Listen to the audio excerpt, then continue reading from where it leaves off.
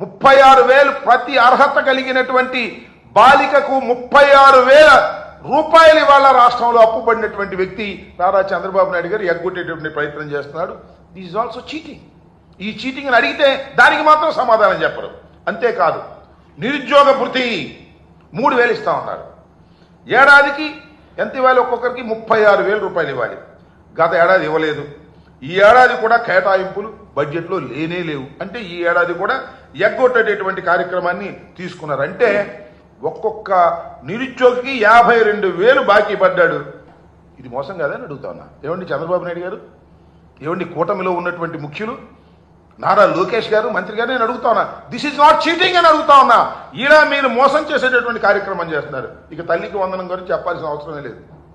తల్లికి వందనం నీడు బడ్జెట్లో కేటాయించారు. 500 కోట్లు ఎంతో కేటాయించారు. ప్రతి పిల్లవాడికి, తల్లికి కాదు ప్రతి పిల్లవాడికి. జగన్మోహన్ రెడ్డి గారు అయితే 2 పిల్లలున్నా 3 పిల్లలున్నా తల్లికి 15,000 రూపాయలు ఇచ్చాడు.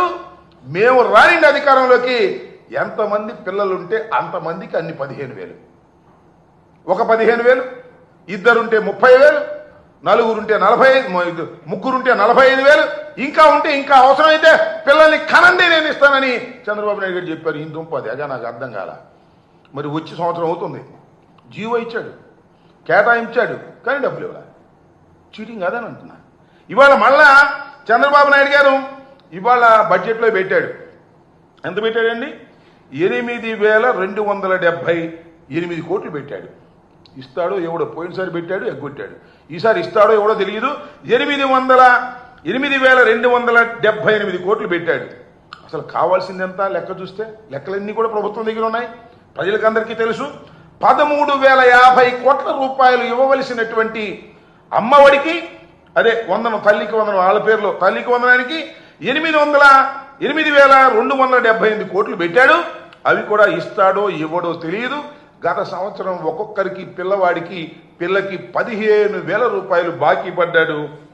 దీన్ని ఏమంటారు? మోసం అంటారా? గత సంవత్సరం మోసం చేశారు, ఈ సంవత్సరం కూడా మోసం చేయడానికి సిద్ధంగా ఉన్నారు. బడ్జెట్లో పెట్టారు కేటాయింపు, ఇస్తారో ఇవ్వరో తెలియదు. ఈ రకంగా మోసం చేసేటటువంటి పరిస్థితి. ఇంకా రైతుల సంగతికి వస్తే నేను మనవి చేస్తున్నా, అన్నదాత సుఖీ భవ పేరు పెట్టాడు. రైతు భరోసా తీసేసి 20,000 ఇస్తా ఉన్నారు. ఏది? ఇంతవరకు లేదు. కేవలం సెంట్రల్ గవర్నమెంట్ ఇచ్చేటటువంటి అది ఇస్తున్నారు, కానీ చంద్రబాబు నాయుడు గారు ఇవ్వవలసినటువంటి 20,000 మాత్రం ఇవ్వనటువంటి దౌర్భాగ్యమైన పరిస్థితి ఏర్పడింది. ఇది కూడా మోసమా కాదా చెప్పమని మనం చేస్తున్నాం. అలాగే ఎస్సీ ఎస్టీ మైనారిటీలకు 50 ఏళ్ళు నిండితే పెన్షన్ ఇస్తామని చెప్పారు. 4,000 చొప్పున 48,000 ఇవాళకి వాళ్ళు ఇవ్వాల్సింది ఎగ్గొట్టేశారు. 48,000 ప్రతి ఎస్సీ ఎస్టీ మహిళకి బాకీ పడినటువంటి సందర్భాన్ని మనం. సరే, ఉచిత బస్సు అంగా చెప్పాల్సిన అవసరమే లేదు. ఉచిత బస్సు లేదు, ఏమీ లేదు. మహిళలకి ఏం ఉచిత బస్సు ఇస్తాం, మీరు ప్రయాణం చేయొచ్చు అన్నారు, అది చేయలేదు. దానికి 3,000 కోట్లు కేటాయించాలి, బడ్జెట్లో లేదు. ఇది మోసం కాదని అడుగుతా ఉన్నా. ఇక దీపం పథకం సంగతి చూడండి. మొన్న దీపం పథకం దీపావళి రోజున ప్రారంభించారు. ఎంతండి మొత్తం ఖర్చు కావాల్సింది? 3,900 కోట్ల రూపాయలు. కేవలం ఎంత ఇచ్చారు? పోయినసారి 865 కోట్ల రూపాయలు ఇచ్చారు. ఇవాళ 2,600 కోట్లు పెట్టారు. ఇస్తారో ఎవరో తెలియదు. ఈ విధంగా పచ్చి మోసం చేసేటటువంటి కార్యక్రమాలు ఇవాళ నారా చంద్రబాబు నాయుడు గారు చెప్తున్నారు, చేస్తున్నారు, మోసాలన్నీ కూడా.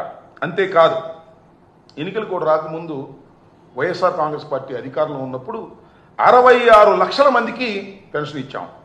కానీ ఇవాళ 62 లక్షల మందికి ఇస్తున్నారు. 4 లక్షల మందికి ఎక్కడేశారు, కట్ చేసి పారేశారు. ఈ విధంగా 4 లక్షల మందిని మోసం చేసేటటువంటి కార్యక్రమాన్ని నారా చంద్రబాబు నాయుడు గారి ప్రభుత్వం చేస్తుందని ఈ సందర్భంగా నేను మనవి చేస్తున్నా. అప్పుల విషయంలోనూ, ఈ విషయంలోనూ, అన్ని విషయాల్లోనూ ఈ విధంగా మోసం చేసేటటువంటి కార్యక్రమం చేస్తున్నారు. ఉద్యోగ కల్పనలు మన గవర్నర్ గారు చెప్పాడు, 4 లక్షల ఉద్యోగాలు మేము సృష్టించామన్నారు. మళ్ళా నారా లోకేష్ గారు మేము ప్రైవేట్ రంగంలో సృష్టించామని ఒక అబద్ధం ఆడి ఆ విధంగా ప్రజల్ని మోసం చేసేటటువంటి కార్యక్రమం చేస్తున్నారు. దాని సంగతికి వస్తే ఇంకా అమరావతి సంగతి. అమరావతి వారి అద్భుత దీపం అన్నారు, అమరావతి అద్భుతమైన నగరంగా తీర్చిదిద్దుతామన్నారు. మరి మాట్లాడితే అది సెల్ఫ్ ఫైనాన్స్ అన్నారు. దానికి ఎవరు పెట్టుబడి పెట్టాల్సిన అవసరం లేదు, దానంతా అదే పెట్టుబడి తెచ్చుకుంటుంది, అదే అభివృద్ధి చెందిపోతుంది అన్నారు. బడ్జెట్లో మరి కేటాయింపులు ఎందుకు పెడతారో నాకు అర్థం కాల. 26,000 కోట్ల రూపాయలు ఇవాళ అప్పు తీసుకోవాల్సినటువంటి పరిస్థితి వచ్చి ఇవాళ ట్రంక్ ఇన్ఫ్రాస్ట్రక్చర్ కోసం 26,000 కోట్ల రూపాయలు ఖర్చు పెట్టేటటువంటి కార్యక్రమాన్ని ఇవాళ చంద్రబాబు నాయుడు గారు చేస్తున్నారు. ఈ విధంగా ప్రజలని మోసం చేసేటటువంటి కార్యక్రమం నారా చంద్రబాబు నాయుడు గారు చేస్తున్నారు. అంతేకాదు